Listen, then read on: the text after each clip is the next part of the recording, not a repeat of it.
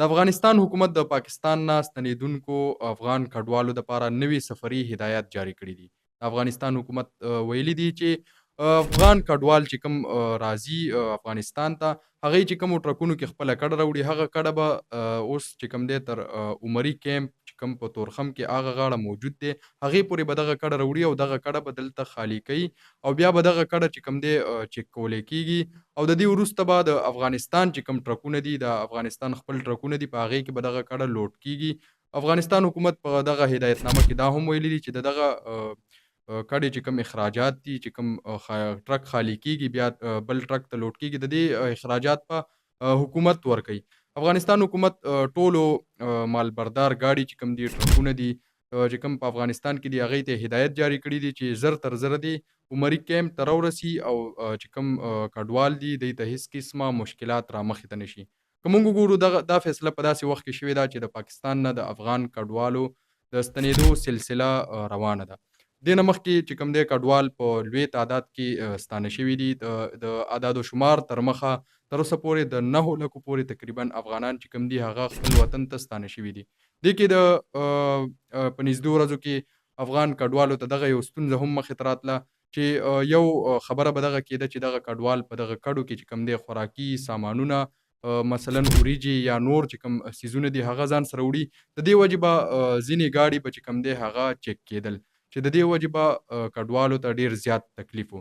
ځکه چې په یو کډه باندې به تقریبا 14 ګنټې 15 ګنټې په دغه خالي کولو کې، بیا په لوډ کولو کې د دې نه به پې زیاتې هم لګېدې. بیا به پکې داسې سامانونه هم وو چې د دغه کډوالو به نازک به هغه به پکې خراب شو، مات به شو، هغوی به غوځار کړه، نو ډېر زیات نقصان به دغه کډوالو ته کېدو. خو دغه ګاډي به چې کوم دی دا به یو نیم ګاډی به چک کېدو، ډېر به نه چک کېده. اوس د دې وجې افغان حکومت دغه فیصله کړې ده چې اوس په هر یو ګاډی چې کوم دی هغه د تورخم عمري کیمپ پورې راځي او د دغه کیمپ نه به چې کوم پاکستاني ګاډي دي دا به واپس لیږل کېږي او دلته به دغه کډه چې کوم ده دا به د افغانستان په خپل ټرکونو کې بار کولی کېږي. د دې اعلان سره تقریبا افغان کډوال چې کوم دي هغه د یو لوی تشویش سره مخ شوي دي، ځکه چې دغه کډه یو ځل خالي کول بیا دوباره لوډ کول دا تقریبا بلها ټایم غواړي، بلها وخت غواړي. د دې وجې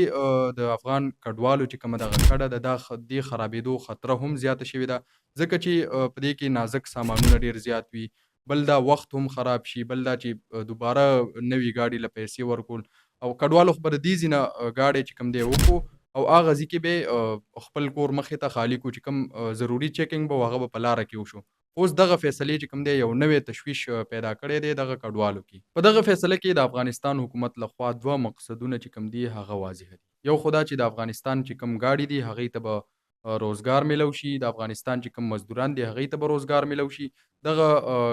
هدایت هم شوي دي چې کوم ګاډي دي د افغانستان خپل هغه د عمري کیمپ ته راورسي. بل دا چې د دوی چې کوم مقصد دی د قاچاق یا ظاهره خبره ده هر یو ګاډي کې خو به قاچاق نه وي، د قاچاق سامانونه به پکې نه وي، یو نیم ګاډي کې که چېرته وي د دوی به هغه مقصد هم پوره شي. خو د دې وجې به چې کوم دی په لکونو چې کوم دغه کډوال دي دا به په عذاب کې شي، دوی به متاثره شي، دوی به په یره کې یا به د دوی دغه وخت چې کوم دی به خرابېږي او دغه کډه به چې کوم دی د دوی زیاتره کډه به داسې چې هغه به پکې خرابه شي. بیا چې کوم مین مقصد دغه دی چې د پاکستان ګاډي چې کوم دی هغه به د تورخم نه هاخوا نه ځي، کوم چې د دې تجارتي پالیسي ده چې کوم مخکې هم اعلان شوی چې پاکستان سره چې کوم دی تجارت بند دی، نو هغه دغه به هم د دې پوره شي. بیا د پاکستان حکومت هم چې کوم دی یو اعلان کړی د ګاډي چې کوم دی دې خوا نه راځي، د افغانستان چې کوم ګاډي د تورخم نه دې خوا نه راځي. دې نه مخکې مونږ کتلي دي افغان مهاجرین چې کوم دي هغه د مختلفو ستونزو سره مخ وو. اوس داسې قسمه اعلانونه د افغانستان حکومت لخوا د دوی دپاره یو نوی چیلنج پیدا کوي. په دې کې زیاتره کډوال داسې چې هغوی د افغانستان نه بالکل خبر نه دي، افغانستان یې لیدلی نه دی او بیا داسې قسمه اعلانونه کېدل، نو دا یو نوی چیلنج د هغوی دپاره مخې ته راغلی دی.